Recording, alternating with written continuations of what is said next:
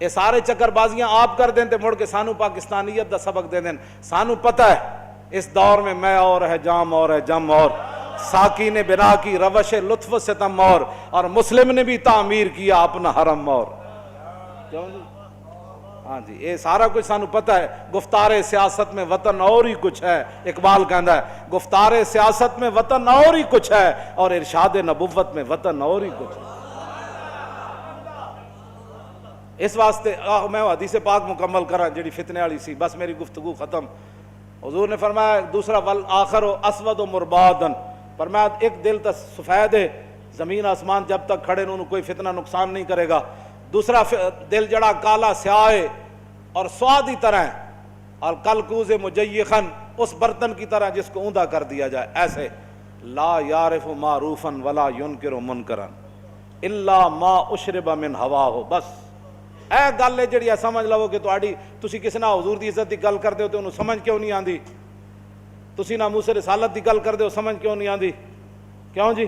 تسی جنگ یمامہ دا واقعہ بیان کردے ہو انہوں سمجھ کیوں نہیں آندا. 1200 صحابہ تے شہید ہوئے نا جنگ یمامہ وچ, تے جڑے زخمی ہوئے حضرت ام عمارہ جدو واپس گئیاں تو انہاں دے پوترے نے پوچھا, انہاں کہا یا جدتو کثرت الجراح فی المسلمین, انہاں کہا دادی جی تسی جنگ یمامہ جو واپس آئے ہو ہاتھ کٹا کے زخم کھا کے, اور دسو میں تے سنیا ہوتے بڑے صحابہ زخمی ہوئے.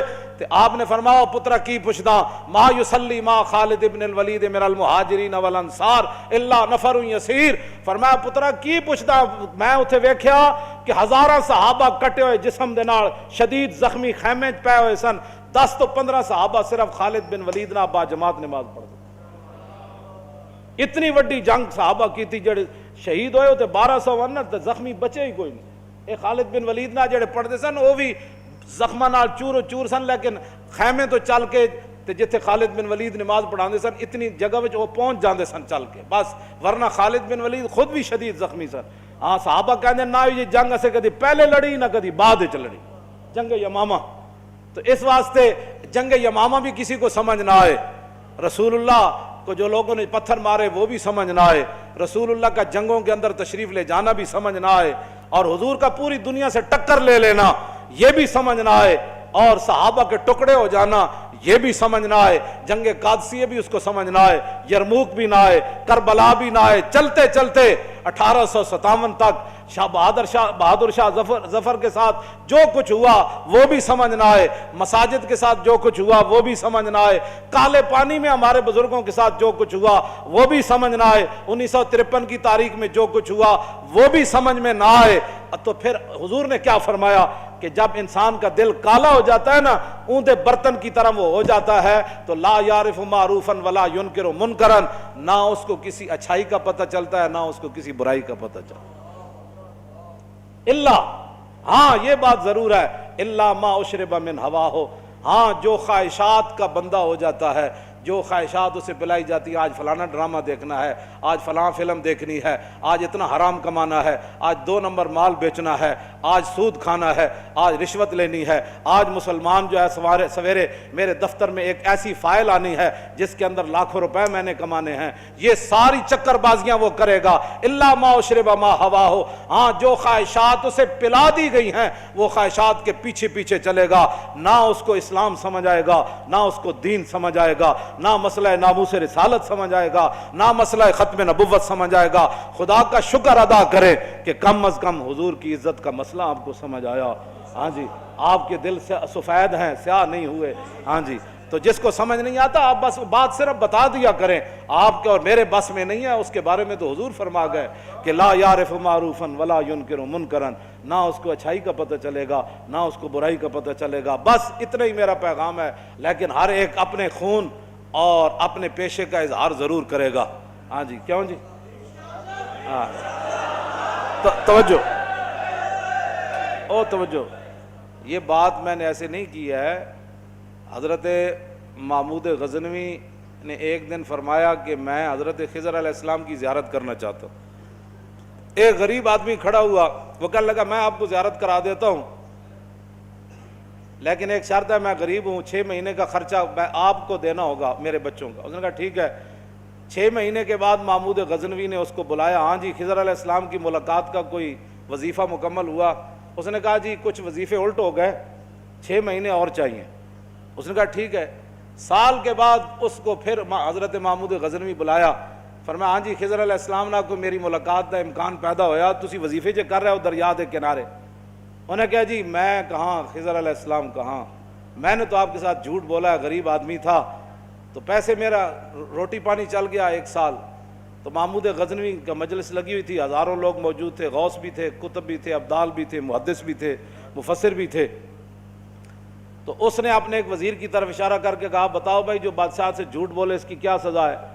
وہ وزیر کہنے لگا کہ اس کو قتل کر دیا جائے۔ محمود غزنوی کے مجلس میں ایک نورانی چہرے والے بزرگ بیٹھے تھے، انہوں نے کہا بادشاہ سلامت، اس نے بالکل ٹھیک کہا۔ پھر اس نے ایک دوسرے وزیر سے پوچھا، اس نے کہا جی اس کی کیا سزا ہے جس نے بادشاہ سے داؤ بھی لگایا اور جھوٹ بھی بولا؟ اس نے کہا یہ گردن نہ اتاریں، یہ تو پھر جلدی مر جائے گا، اس پر کتے چھوڑے، یہاں تک کہ کتے اسے نوچ نوچ کر کھائیں تاکہ اس کو پتہ چلے بادشاہ سے جھوٹ نہیں بولا جاتا۔ تو وہ بزرگ نورانی چہرے والے کہنے لگے بادشاہ سلامت، اس نے ٹھیک کہا۔ پھر اس نے حضرت ایاز کو کہا، ایک ہی صف میں کھڑے ہو گئے محمود و ایاز۔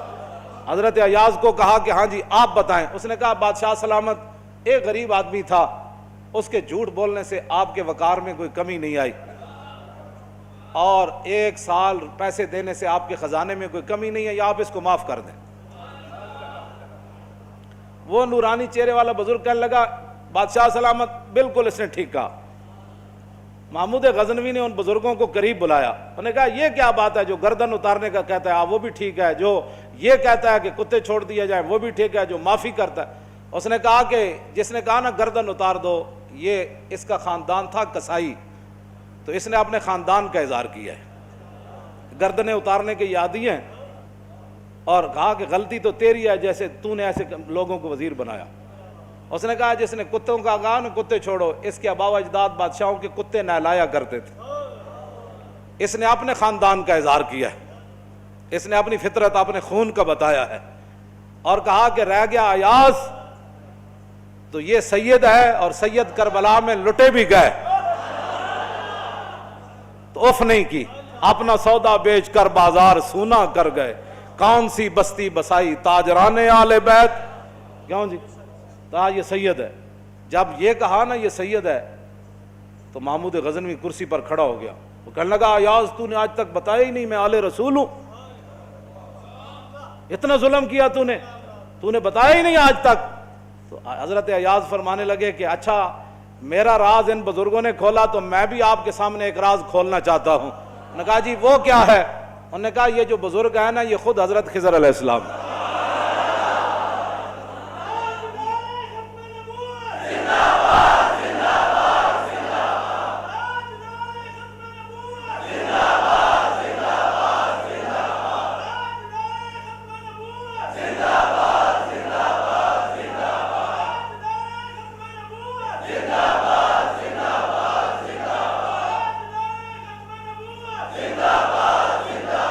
توجہ بھائی توجہ، آپ اور ہم خوش نصیب ہیں کہ ہم اپنے خون کا اظہار کر رہے ہیں۔ ہمارے آباء و اجداد نے صدقے یا رسول اللہ کے نعرے لگائے، ہمارے بڑوں نے حضور سے محبت کی، حضور کی ختم نبوت پر پہرے دیے، تو ہم اپنے خاندان کا اظہار کر رہے ہیں، اور جن لوگوں کو یہ مسئلہ نہیں سمجھ آ رہا ہے وہ اپنے خاندان کا اظہار کر رہے ہیں، ان کا اپنا خاندان ہے، ہمیں ان سے کوئی غرض نہیں ہے، ہمارا کام ہے مسئلہ بتا دینا۔ ہر کوئی اپنا خون اپنے خاندان کے اظہار کرتا ہے، تو دعا کریں اللہ تعالیٰ تا صبح قیامت ہمارے خون بھی اثر رکھے اور ہمارے خاندانوں میں، کہ ہماری نسلیں بھی ایسے ہی لبیک یا رسول اللہ کا نعرہ لگاتے ہیں۔